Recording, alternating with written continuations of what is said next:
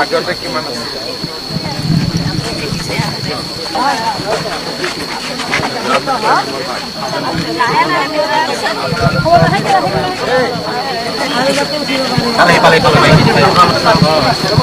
তাই না দিয়ক মই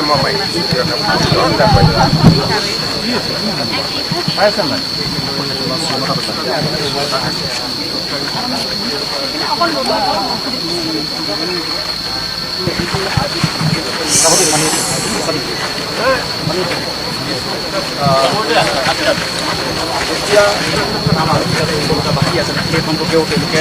তেওঁ আচলতে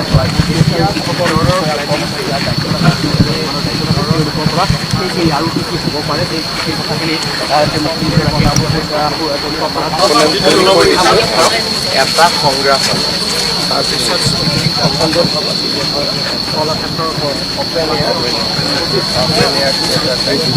যিহেতু এই দায়িত্বত আছিলে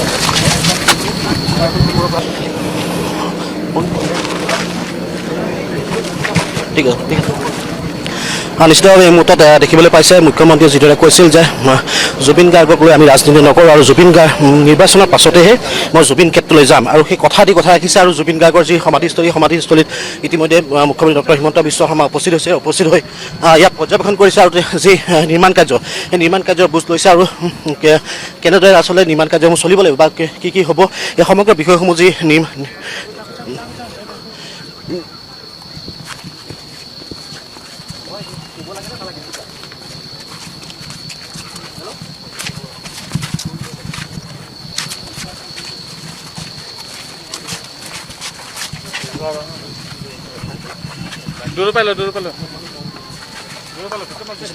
এই মুহূৰ্তত আপোনালোকে দেখা পাইছে যে মুখ্যমন্ত্ৰী ডক্টৰ হিমন্ত বিশ্ব শৰ্মাই যিদৰে কথা দিছিল কথা ৰাখিছে আৰু এই মুহূৰ্তত ডক্টৰ হিমন্ত বিশ্ব শৰ্মা জুবিন ক্ষেত্ৰত উপস্থিত হৈছে আৰু উপস্থিত হৈ পুৱাৰ ভাগতে আচলতে গোটেই পৰ্যবেক্ষণ কৰিছে জুবিন ক্ষেত্ৰলৈ তেওঁ উপস্থিত হৈছে আৰু ইয়াত জুবিন গাৰ্গৰ যি জুবিনস্থলীত তেওঁ উপস্থিত হৈ সেৱা জনাইছে প্ৰাণায়ত শিল্পীগৰাকীলৈ আৰু ইতিমধ্যে ডক্টৰ হিমন্ত বিশ্ব শৰ্মাই যিদৰে কৈছিল যে জুবিন গাৰ্গ কেতিয়াও ৰাজনীতিলৈ আহিব নোৱাৰে বা জুবিন গাৰ্গ কেতিয়াও ৰাজনীতি হ'ব নোৱাৰে আৰু সেইবাবেই তেওঁ কৈছিল যে মই যি সময়লৈকে চলি থাকিব নিৰ্বাচনৰ সময়ত কেতিয়াও জুবিন ক্ষেত্ৰলৈ নাহোঁ আৰু নিৰ্বাচনত শেষ হোৱাৰ পাছতে জুবিন ক্ষেত্ৰলৈ আহিম আৰু ঠিক তেনেদৰে তেওঁ কথা ৰাখিলে আৰু আজি পুৱাৰ ভাগতেই তেওঁ জুবিন ক্ষেত্ৰত উপস্থিত হৈছে মুখ্যমন্ত্ৰী ডক্টৰ হিমন্ত বিশ্ব শৰ্মা আৰু উপস্থিত হৈ তেওঁ সামগ্ৰিকভাৱে গোটেই পৰ্যবেক্ষণ কৰিছে আৰু গোটেই জুবিন ক্ষেত্ৰ নিৰ্মাণৰ যিখন কমিটি আছে সেই কমিটিৰ লোকসকলৰ লগত তেওঁ কথা বতৰা আলোচনা কৰিছে বা তেওঁলোকৰ লগত কথা বতৰা পাতিছে আৰু পাতি তেওঁলোকৰ লগত গোটেই বিষয়সমূহ চলি যাই চাইছে তাৰ লগে লগে এই মুহূৰ্তত দেখিছে জুবিন ক্ষেত্ৰৰ যি সমাধিস্থলী তাত সেৱা অৰ্পণ কৰিছে ডক্টৰ হিমন্ত বিশ্ব শৰ্মাই মুখ্যমন্ত্ৰী ডক্টৰ হিমন্ত বিশ্ব শৰ্মাই আৰু যিহেতু বিভিন্ন সময়ত বিভিন্নজনে বিভিন্ন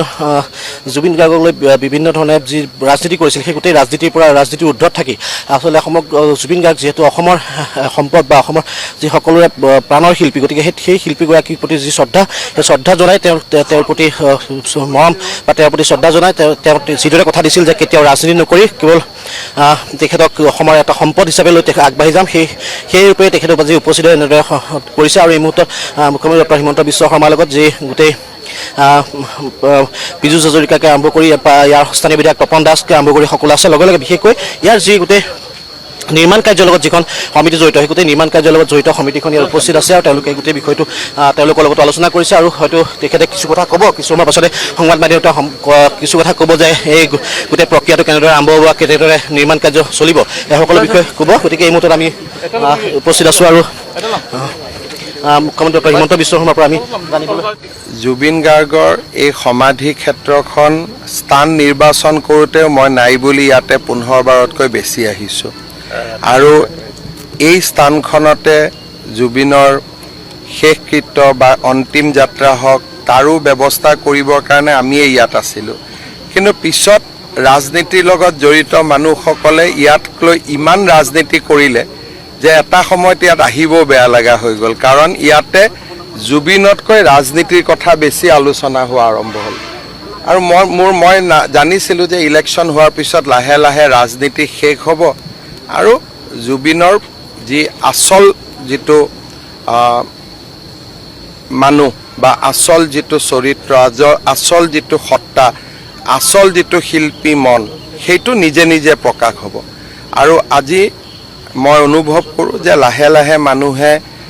জুবিনৰ স্মৃতি কেনেকৈ জীয়াই ৰাখিম, সংগীত কেনেকৈ জীয়াই ৰাখিম, তেওঁৰ অৱদানসমূহক কেনেকৈ জীয়াই ৰাখিম, মানুহে তাৰ বিষয়ে আলোচনা কৰিব। ৰাজনীতি শেষ হ'ল আৰু মই ভাবোঁ যে ভৱিষ্যতেও যাতে জুবিনক লৈ মানুহে ৰাজনীতি নকৰে, যাতে জুবিনৰ আচল সত্তাটো জীয়াই থাকিব পাৰে। কাৰণ মই নিজে অনুভৱ কৰোঁ, যিমান মানুহে জুবিন ক্ষেত্ৰত আহি ৰাজনীতি কৰিলে, সাধাৰণ মানুহৰ কোৱা নাই, যিসকলে ইয়াত বেছিকৈ আহি ৰাজনীতি কৰি আছিল, জীয়াই থকা দিনত তেওঁলোকে জুবিন গাৰ্গক সদায় সমালোচনাই কৰিছিলে। গতিকে এইবিলাক বন্ধু হৈছিল অকল এটা পাৰপাছ লৈ। কিন্তু আমাৰ কাৰণে জুবিন অতীততো আছিল, বৰ্তমানো আছে, ভৱিষ্যতেও আমাৰ কাৰণে তেনেকৈ থাকিব, যেনেকৈ আমি জুবিনক পাইছিলোঁ। নিৰ্বাচনৰ পিছত তেওঁলোক অহা নাই, চব অহা নাহাটোত মই কোৱা নাই, কিন্তু যিটো নিৰ্বাচনৰ পুলিং বুথত জুবিন গাৰ্গৰ ফটো লগাই দিয়া, পাৰ্টি অফিচত জুবিন গাৰ্গৰ ফটো লগাই দিয়া, এইবিলাক মানুহে নিবিচাৰে। কাৰণ মানুহে শিল্পীক সদায় অৰাজনৈতিক হৈ থকাটোৱে বিচাৰে। আপুনি যদি এটা কেন্দ্ৰত ভোট দিব গৈছে, বিজেপিয়ে পদুম ফুল লৈ বহি আছে,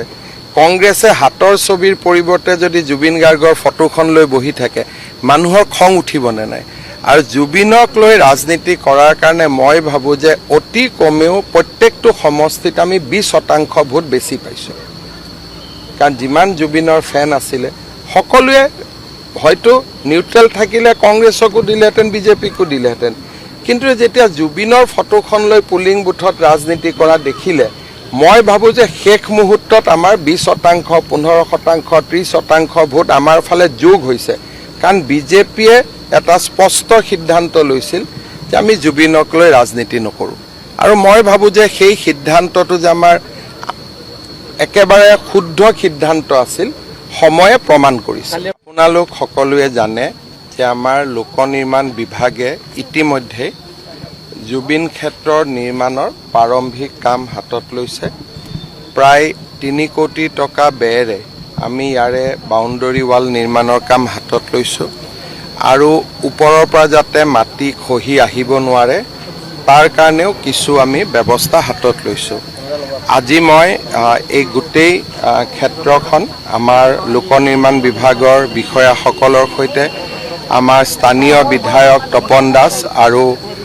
পীযুষ হাজৰিকা ডাঙৰীয়াৰ সৈতে পৰ্যবেক্ষণ কৰিলোঁ। আৰু আমি সমাধিৰ যিটো বাউণ্ডৰী ৱালৰ পিছত সমাধি ক্ষেত্ৰ নিৰ্মাণৰ যিটো পদক্ষেপ, তালৈকেও আগবাঢ়ি যাবৰ কাৰণে মই তেখেতসকলক প্ৰয়োজনীয় নিৰ্দেশ দিছোঁ।